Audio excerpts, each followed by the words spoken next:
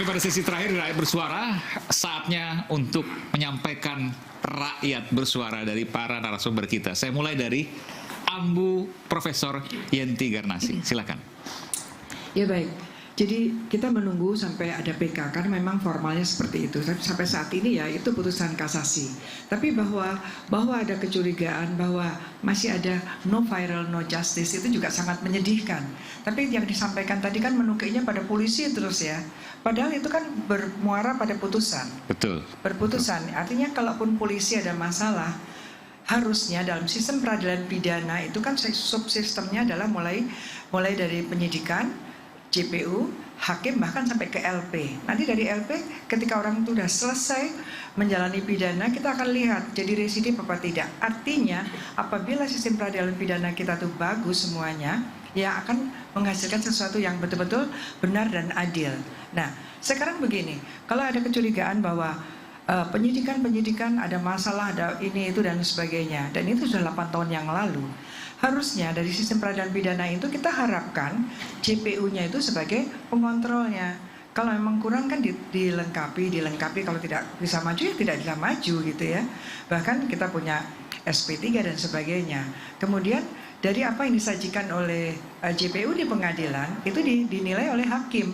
Hakim itu sebetulnya kan tidak juga asal-asalan seharusnya, ya kan? Hakim itu sampai saya tulis ya, takut saya salah.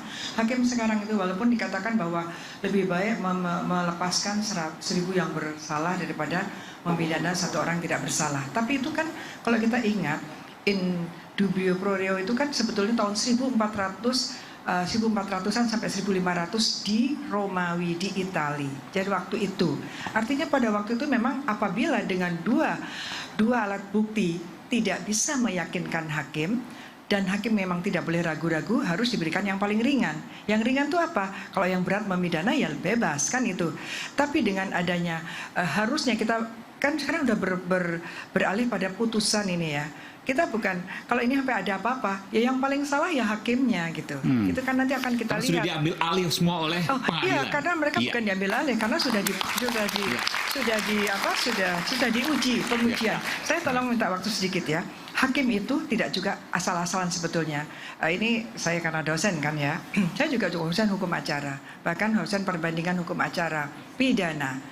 Ada beberapa sistem hukum saya mengajar di sana. Jadi jangan dikatakan saya hanya tahunya TPPU saja, no. Ya, jadi hakim itu kan melihat hakim dengan itu kan dia harus melakukan penalaran, kemudian logika hukumnya, dia melakukan silogisme, dan kemudian dalam menyusun justifikasi rasionalitas itu dia harus konsisten.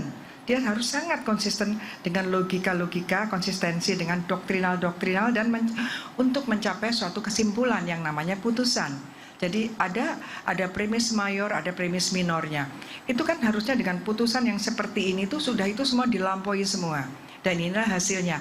Kalau hakim PN itu kemudian dibanding tetap dikuatkan kan, kemudian kasasi. Itu sampai di situ. Nah, nanti kalau sampai dengan PK kemudian ternyata ini ada kesesatan dan kemudian diterima PK-nya, artinya menjadi masalah kita semua. Jadi kalau ada penyidik yang tidak benar, ya harusnya dibenarkan oleh JPU-nya sampai hakimnya. Ambu Yenti, ya. Kalau PK Sakatatal diterima, artinya PK 7 terpidana lainnya itu pasti akan diterima. Kan besar kemungkinan lah minimal. Kasusnya itu kan ya itu kan bagian dari 8 itu karena bersama-sama. Kalau yang saya lihat itu kan memang satu Sakatatal itu satu anak ya. Dua memang peranannya kecil, tidak seperti semuanya itu karena dia hanya kalau dari putusan hanya melempar saja kan, tidak ikut ke sana ya. Tapi dia bagian dari rangkaian itu karena memang satu rangkaian itu karena memang semua yang lain. Pelakunya bukan hanya satu tetapi bersama-sama berkaitan dengan pasal 55 penyertaan dalam KUHP nanti akan disebutkan sebenarnya peranan-peranannya yang tadi disebutkan. Jadi apakah peranannya memang semuanya sama? Kan memang apakah turut serta, apakah bersama-sama itu harusnya diterangkan. Jadi nanti ini menjadi evaluasi untuk kita semua agar putusan hakim itu juga harus lebih betul-betul meyakinkan kan gini. Dengan dua alat bukti yang ada itu hakim harusnya bisa diyakinkan. Kalau dia tidak yakin itu yang dikatakan harus dibebaskan. Saya bertanya pada Ambu, tadi ada hal yang janggal, di mana ada satu anak ya, Saka Tatal tadi, tapi hakimnya 3. Biasanya hakimnya hanya Ya, 1 untuk anak. disebutkan dalam undang-undang bahwa untuk terdakwa ya, terdakwa anak itu hakimnya tunggal disebutnya. Tunggal, begitu. tapi 3 Tunggal. faktanya itu. Tunggal bukan ganjil. Kan kalau ganjil bisa 3, tunggal itu ya 1. 1, tapi faktanya Saka Tatal hakimnya 3. Iya, ya saya enggak, saya tidak tahu yang itu ya, yang Saka Tatal itu ya, saya tidak. Artinya kalau tadi kan Tidak, diakui Saka tidak. Tatal. Betul. Artinya Ya. kalau demikian ada kemungkinan pelanggaran di situ. Betul, tapi masalahnya kenapa baru 8 tahun ini baru ini ya, baru muncul, dan yang paling menjadikan masalah adalah setelah ada film. Film itu dulunya meminta agar pelaku utama yang namanya DPU itu disebut sebagai pelaku utama. Artinya lebih utama daripada yang lain kan? Kok, mohon maaf, saya kembali lagi. Baru Artinya 8 tahun. ketika Ya. tadi Saka Tatal menyatakan bahwa hakimnya 3 secara hukum acara itu menyalahi. Menyalahi, harusnya hakimnya Luar biasa. tunggal. Ini Tunggal fakta baru nih, luar biasa. Tunggal dan tidak menggunakan ini kan, itu sangat khusus ya, tertutup, tunggal, dan kemudian tidak menggunakan toga. Tidak itu. Jadi memang pendekatannya dalam perspektif anak. Ini fakta baru yang kita ungkap saat ini. Yang tadi menurut pengakuan Saka ada 3 hakim yang seharusnya menurut hukum acara ketika anak masalahnya 1 hakim. pengakuan 3 hakim itu tadinya ada enggak? Ini kan tiap hari ada fakta lagi yang di luar pengadilan ya, dan kemudian kita membahasnya. Padahal seharusnya kan semua itu adalah masuk ke pengadilan, maka besok dimasukkanlah ke PK itu untuk agar kita berpengadilan, berperadilan itu dengan baik dan sesuai dengan aturan yang ada. Bukan medsos gitu. Termasuk jangan hakimnya jangan semau-maunya saja gitu. Betul. Ya. Sepakat untuk itu. Kita berikan tepuk tangan untuk Ambu Yenti, Profesor Yenti Garnasi. Terima kasih. Saya ke Bung Jutek, silakan. Betul apa yang dikatakan oleh Prof. Garida tadi, bahwa banyak kejanggalan. Kami tidak menyalahkan institusi polisi saja dalam hal ini. Dalam kenyataannya Bukan ini sudah, kalaupun ada oknum. atau oknum kan oknum kepolisian, tapi kita tidak menyalahkan institusinya. Iya. Bukan kesalahan dari institusi, karena kami melihatnya bahwa ini secara kenyataannya sudah inkrah, artinya sudah diuji di tingkat 1, banding, dan kasasi. Itu betul. Tapi banyak keanehan-keanehan yang kami sebutkan tadi ini juga tidak boleh dibiarkan. Artinya kita akan koreksi bersama dari penyidik, mulai dari penyidikan sampai kenapa bisa P21, lalu sampai di sidang, lalu sampai kasasi. Penuh keajaiban dan penuh banyak teka-teki, Mas Aiman.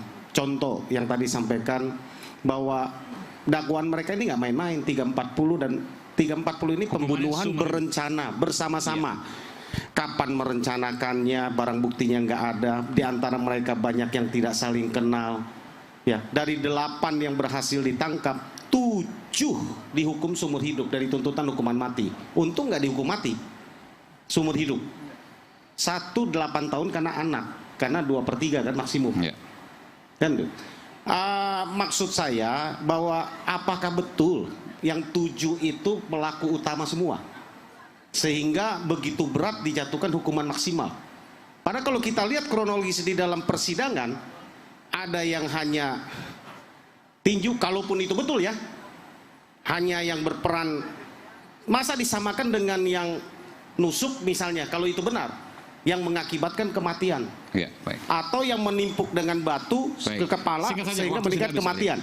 Artinya mereka divonis dengan hukuman mati semua merata. Betul. Ya, ini menurut kami juga janggal. Karena di dalam hukum pidana semuanya pelaku utama. Siapa yang melakukan apa dan dialah yang bertanggung jawabkan itu harusnya, kan gitu. Besok di pengadilan PK. Silakan Bung Farhat. Ya, saya bukannya tidak berpihak pada polisi gitu.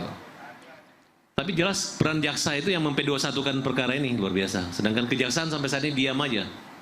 Ya, polisi senang-senang aja ketika di P21kan perkara itu, karena yang meramu semua di pengadilan itu adalah jaksa. Nah, jadi kita minta segera Jaksa Agung eksaminasi jaksa tersebut. Nah, kemudian kalau memang nanti dalam memori PK kita bisa dijawab memang ada kekeliruan, ya harusnya dikoreksi kembali. Kenapa Saka Tatal yang dari awal ada hakim majelisnya 3 harusnya 1 tunggal, ya. Dari awal aja Saka Tatal ini pledoinya aja dikesampingkan oleh Majelis Hakim Pengadilan Negeri. karena pengacaranya salah menulis nomor perkara yang ditulis nomor registrasi daftar surat kuasa yang artinya intinya sama. Jadi hakim ini mengatakan kami nggak pernah memeriksa perkara 195, yang kami periksa 116, nggak ada renpoy, itu satu. Jadi padahal sepele loh, padahal bisa aja ini sama gitu, tapi sengaja. Kemudian di tingkat banding sudah disirahkan memori banding dan menjawab kontrak memori atas memori jaksa, itu nggak di store ke pengadilan tinggi.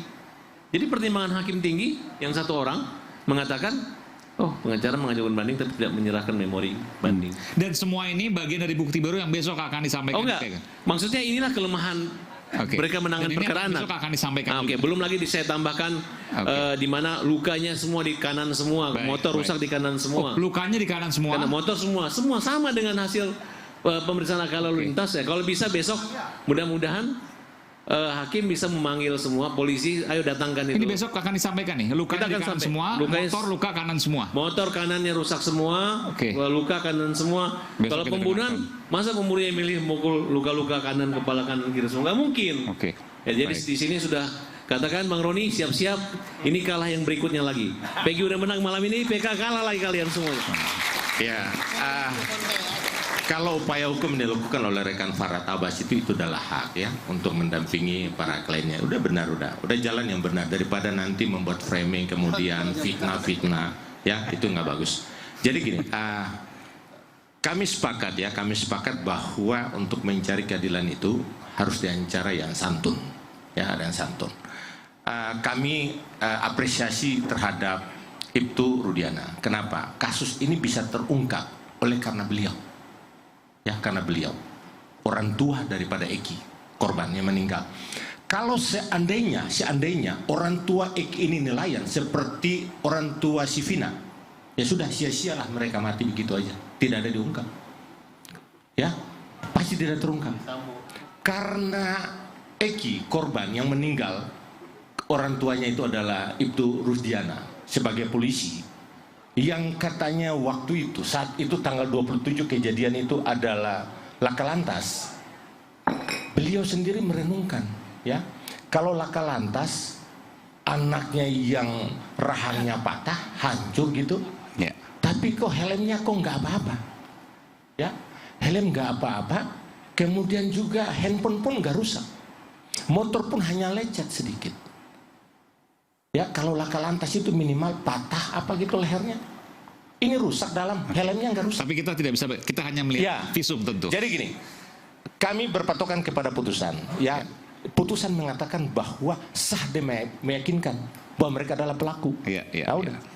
Termasuk tadi juga soal luka kanan dan sebagainya tidak bisa disimpulkan, hanya visum yang kemudian bisa menyimpulkan itu. Ya. Baik, terima kasih, kita berikan tangan. Pak Susno terakhir, silakan. Terima kasih. Pertama saya malam ini ucapkan terima kasih kepada Polres Kabupaten Cirebon yang telah menyidik dengan baik. Kemudian saya dengar-dengar ada yang karena menyidik dengan baik, ini kecelakaan lalu lintas, mudah-mudahan tidak diberi sanksi.